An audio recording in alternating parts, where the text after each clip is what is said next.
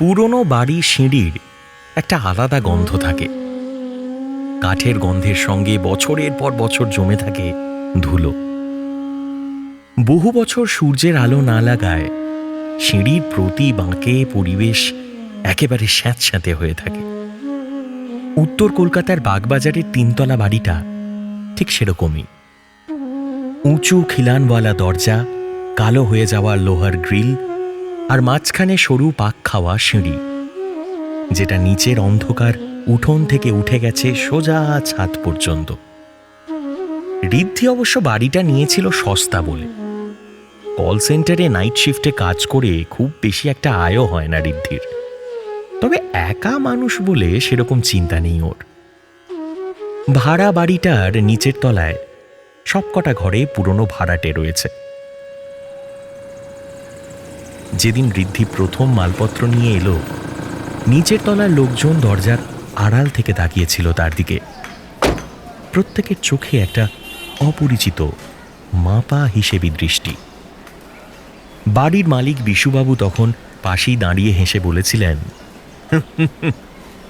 এদের সঙ্গে বেশি মিশবেন না। ছোট লোক পরিবার, 3 পুরুষ ধরে ভাড়াটে।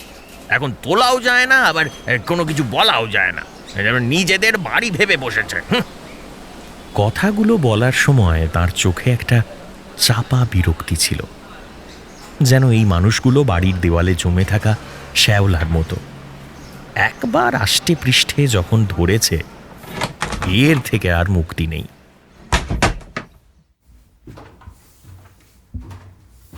সিঁড়ি দিয়ে দোতলায় উঠতে উঠতে বিশুবাবু বললেন, এই বাড়ির সেরকম কোনো সমস্যা নেই, নিশ্চিন্তে থাকতে পারেন আপনি। তবে মাসের প্রথম সপ্তাহে কিন্তু ভাড়াটা দিয়ে দেবেন, তাহলেই হলো। ও, আর একটা কথা। বিশুবাবু থামলেন। সিঁড়িটা তখন অন্ধকার। উপরে একটা ছোট হলুদ বাল্ব জ্বলছে, তবে অন্ধকার তাতে বিশেষ যে কাটছে সেরকমটাও নয়। সিঁড়ির মাঝের মোড়ে একটা জানলা। সেই জানালার কাঁচে ধুলো জমেছে। ঋদ্ধি বলল, কি কথা বিশুবাবু? বিশুবাবু এবার একটু নিচু গলায় বললেন, রাতে সিঁড়ি দিয়ে ওঠা নামা যেন সাবধানে করবেন। পুরনো বাড়ি তো, ওই সিঁড়িতে আলো নেই খুব একটা, তাই আর কি বলছিলাম। এমনি ভয়ের কিছু নেই। বিশুবাবু কথাটা বলে একবার সিঁড়িটার দিকে তাকালেন। তার চোখে তখন অদ্ভুত এক অনির্বচনীয় ভাব, যেন কথাটা শুধু সতর্ক বার্তা নয়, আরো কিছু আছে যা তিনি বলতে চাইছেন। ঋদ্ধি হেসে বলল, ও আচ্ছা, এই ব্যাপার। না না, আমি সাবধানে থাকবো বিশুবাবু, আপনি একদম চিন্তা করবেন না।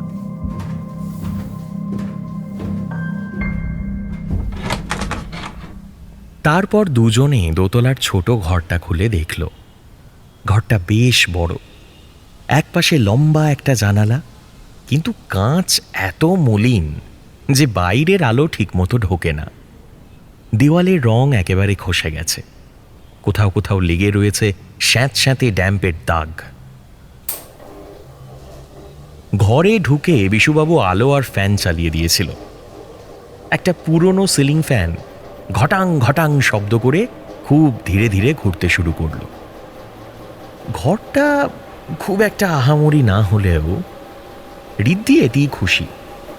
কলকাতায় এই ভাড়ায় এর থেকে ভালো ঘর পাওয়াটাও কঠিন। সেই রাতেই ওর নাইট শিফট ছিল। সন্ধে 6টায় সে বাড়ি থেকে বেরোলো। নিচে নামার সময় ঋদ্ধি বুঝল সিঁড়িটা অদ্ভুত নীরব। বাইরে দূরে কোথাও কুকুর ডাকছে। উপরতলার হলুদ বাল্বের আলো সিঁড়ির উপরের অংশ খানিক আলোকিত করে রেখেছে। তবে সিঁড়ির বাঁক ঘুরতেই একরাশ অন্ধকার ঘিরে ধরল ওকে। সিঁড়ির মাঝের মোড়ে এসে ঋদ্ধি একটু থামল। জানালার কাছে নিজের ছায়া দেখতে পেল সে, কিন্তু ছায়াটা অদ্ভুতভাবে দুলছে, যেন তার পেছনে আর একটা ছায়া এসে দাঁড়িয়েছে। ঋদ্ধি ঘাড় ঘুরিয়ে দেখল কোথাও কেউ নেই। ও মাথা নেড়ে হেসে উঠল। তখন মনে মনে বলল, রাত জাগা শুরু করলেই এইসব ভ্রম হয়, যত সব। পরের কয়েকদিন স্বাভাবিকভাবেই সবকিছু চলল। দিনে ঘুম, রাতে অফিস। বাড়ির অন্য ভাড়াটেদের সঙ্গে খুব একটা কথা হয় না তার। তারা সবাই কেমন জানি চুপচাপ, বেশিরভাগ সময় দরজা বন্ধ করে রাখে। মাঝে মাঝে কারোর কারোর চোখ দরজার ফাঁক দিয়ে উঁকি দেয়, কিন্তু ঋদ্ধি যেচে নিজের থেকে অন্তত আলাপ করতে যায়নি। এক সপ্তাহ পর ঋদ্ধি একটা অদ্ভুত ব্যাপার লক্ষ্য করল। প্রতিদিন রাত ৩টে নাগাদ যখন সে অফিস থেকে ফিরে সিঁড়ি দিয়ে ওপরে ওঠে, সিঁড়ির মাঝের মোড়টায় পৌঁছলেই মনে হয় কেউ যেন তার পিছনে হাঁটছে। ধীরে ধীরে, এক পা, দু পা, ঠিক এইভাবেই ওর পেছন পেছন সিঁড়ি দিয়ে উঠছে। ঋদ্ধি থেমে গেল, শব্দ থেমে গেল। ঋদ্ধি আবার হাঁটতে শুরু করলো। আবার সেই শব্দ শুরু হলো। এটা কয়েকদিন পর পর হয়েছে। ঋদ্ধি প্রথমে পাত্তা দেয়নি ঠিকই, কিন্তু ওর মনের মধ্যে একটা কৌতূহল বাসা বাঁধছিল। এক রাতে সে হঠাৎ ঘুরে দাঁড়ালো। না, সিঁড়ির নিচে তো শুধুই অন্ধকার, কেউ কোথাও নেই। এমনটা হচ্ছে কেন তাহলে? পরের দিন সকালে নিচে নামার সময় বিশুবাবুর সঙ্গে দেখা হলো ঋদ্ধির।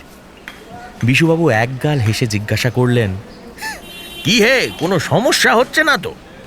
ঋদ্ধি বলল, না, সব ঠিক আছে, তবে তবে কি? এই এই সিঁড়িতে রাতে কেউ ওঠানামা করে বিশুবাবু? বিশুবাবু প্রশ্নটা শুনে চুপ করে থাকলেন। তারপর বললেন, রাতে? হ্যাঁ, ধরুন ওই ৩টে নাগাদ। বিশুবাবু এবার তাড়াহুড়ো করে বললেন, না, ৩টে রাতে কেউ থাকে না। আমি যাই, কেমন? আমার একটু কাজ আছে, পরে কথা বলবো তোমার সঙ্গে। এই বলে বিশুবাবু ঝড়ের গতিতে বেরিয়ে গেলেন। ঋদ্ধি খানিক অবাক হলো, কারণ বিশুবাবুর এরকম আচরণ আগে কখনো দেখেনি। কি জানি কি লুকোতে চাইছে এরা। ক্রমে একটা চাপা অস্বস্তি ঘিরেছিল ঋদ্ধিকে।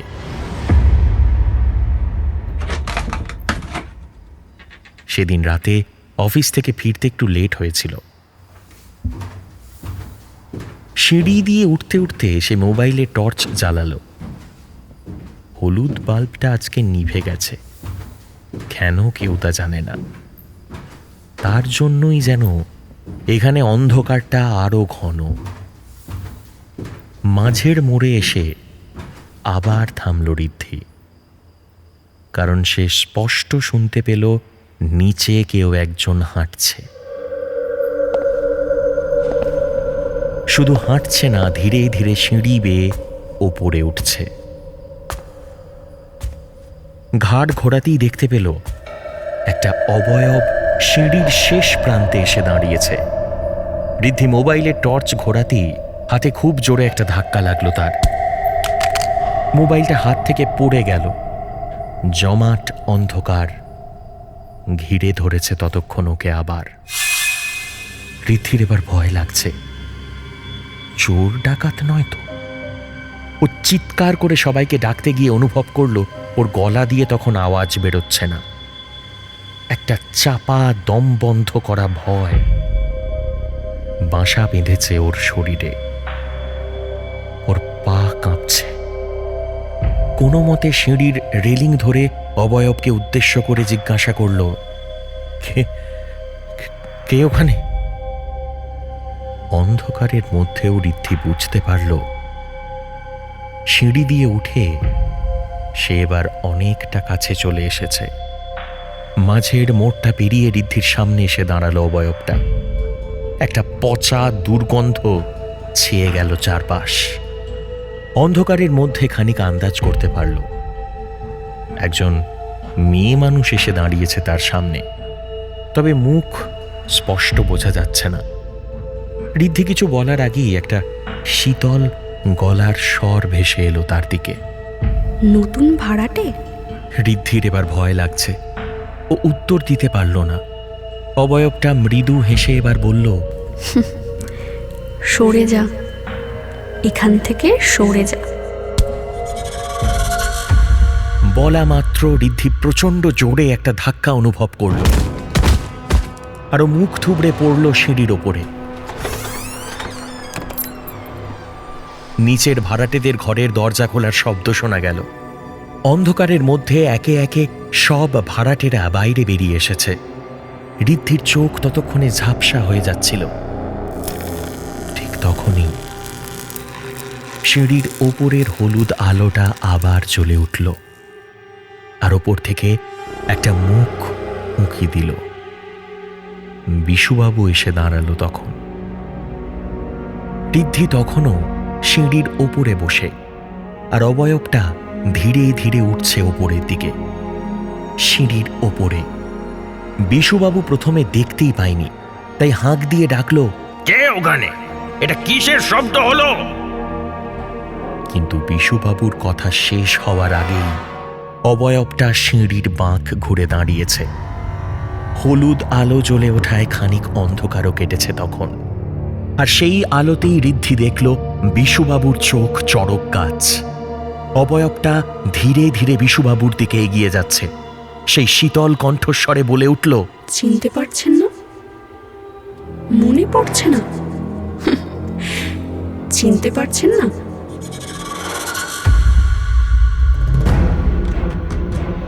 বিশুবাবুর মুখ ফ্যাকাশে হয়ে গেছে। অবয়বটা ধীরে ধীরে এগোচ্ছে তার দিকে। সিঁড়ির ধাপগুলোতে তার পা পড়ছে, আর একটা পচা ভেজা গন্ধ ক্রমশ ছড়িয়ে পড়ছে চারদিকে। নিচে দাঁড়িয়ে থাকা ভাড়াটেরা কেউ নড়ছে না নিজের জায়গা থেকে। সবাই যেন নিঃশ্বাস বন্ধ করে তাকিয়ে আছে, এবং এই ঘটনার নীরব সাক্ষী তারাই। ঋদ্ধি সিঁড়ির ধাপে বসে সবকিছু দেখছিল।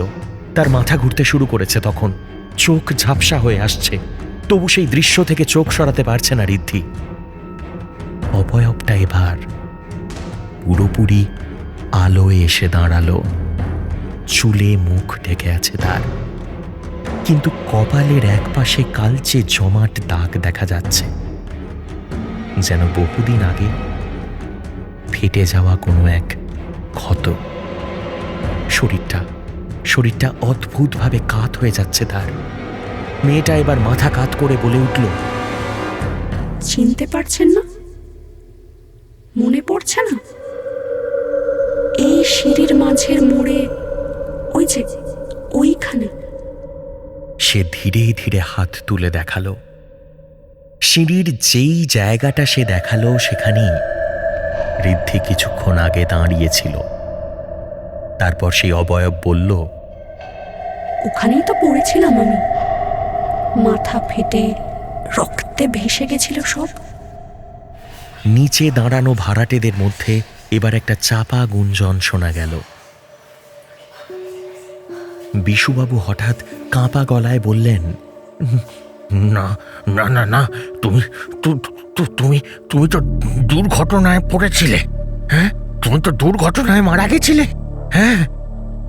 অবয়বটা এবার হেসে উঠল, একটা শুকনো ফাঁপা হাসি। সে বলল,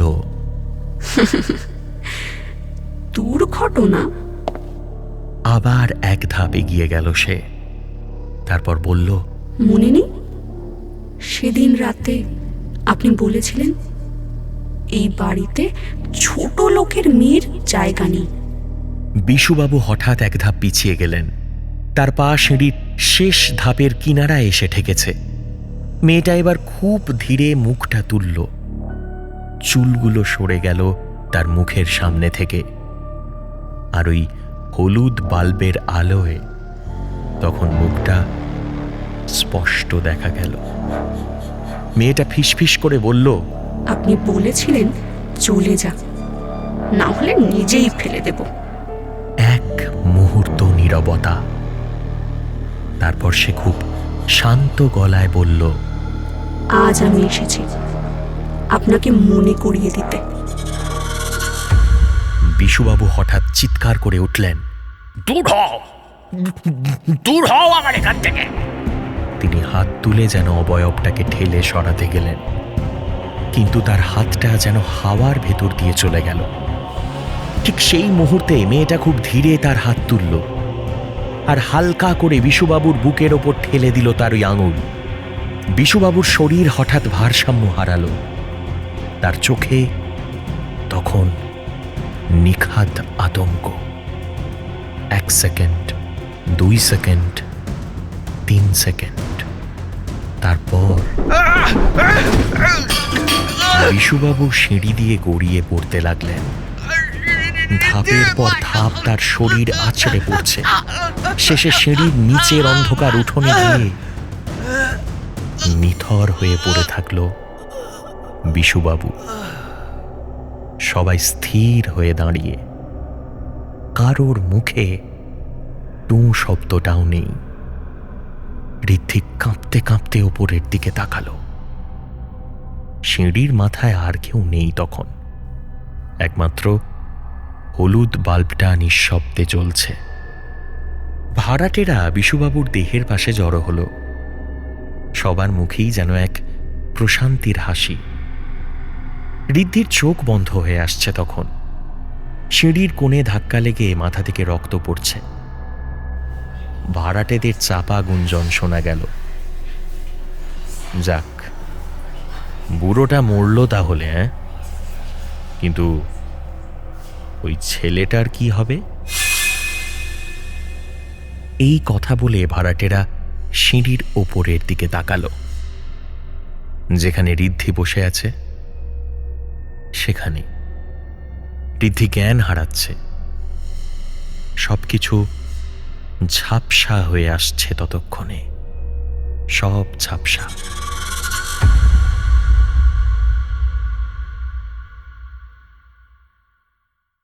হাড় হিম হরর আপনারা শুনতে পারেন এক্সক্লুসিভলি মির্চি বাংলার ইউটিউব চ্যানেল এবং গানা অ্যাপে।